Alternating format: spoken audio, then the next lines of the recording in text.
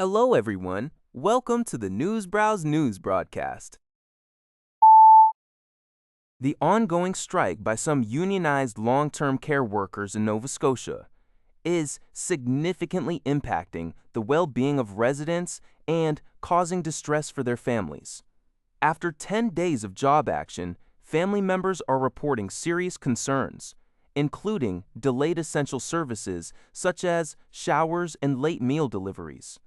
Residents are also experiencing a lack of recreational activities. Striking workers themselves express worry about the residents' condition in their absence. One family member highlighted the difficulty of providing care from afar, emphasizing the reliance on the current diminished care teams. The workers are seeking fair wages, stating their critical role in maintaining resident comfort and care. While an essential care agreement remains in place, providing basic services, families and workers alike are calling for a swift resolution to the dispute, urging a return to the bargaining table for a fair wage increase. This situation underscores the critical role these support staff play in the long-term care system. From Global News.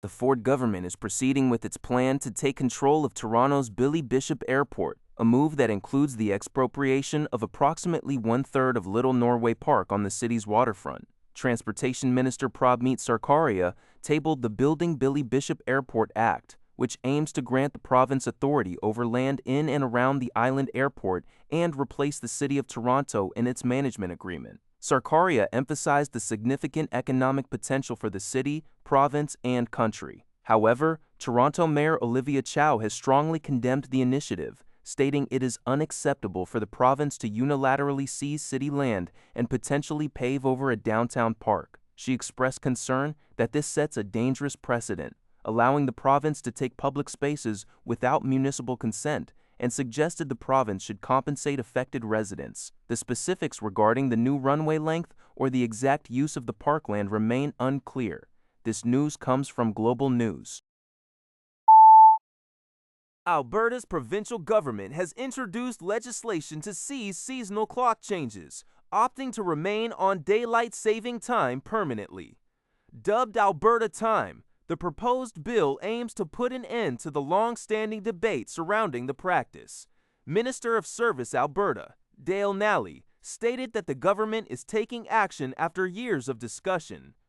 Premier Danielle Smith had previously indicated the move was imminent, influenced by decisions from neighboring provinces like British Columbia. If passed, Albertans will not set their clocks back this November.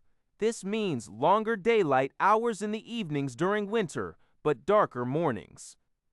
Concerns have been raised about potential impacts on children's commutes to school and the scheduling of televised sports events, though the government suggests these issues can be managed.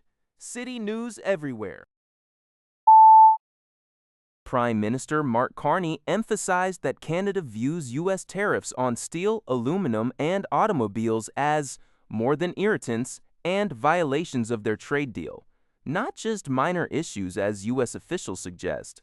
This comes as U.S. Trade Representative Jameson Greer complained about Canadian provinces banning American alcohol, warning of potential trade enforcement action.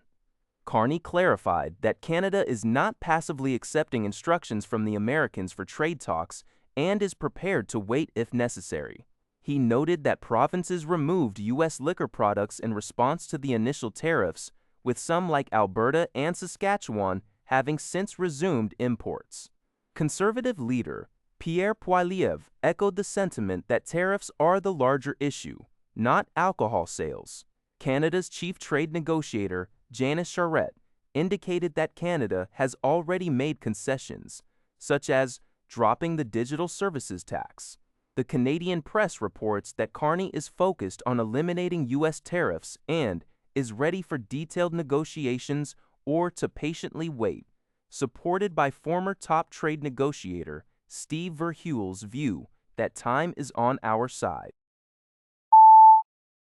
A new evacuation alert has been issued for residents in Old Fort, British Columbia, as reported by the Canadian press. The measure comes after a 400-meter-long landslide formed on Sunday, completely cutting off road access to the remote community, located about 5 kilometers south of Fort St. John. This expanded alert advises residents in affected areas to be prepared to leave on short notice due to increasing ground movement that poses a potential danger to life and health. Approximately 70 people have already been evacuated from Old Fort, while some have chosen to remain despite the risks. Local legislator Jordan Keeley noted that this isn't the first time the community has faced such a crisis, recalling a similar landslide incident in 2018 that also necessitated an evacuation. Residents who could not evacuate after the initial order on Monday are now urged to shelter in a safe place and conserve essential supplies. That's all for this video. Thank you for watching. See you in the next video.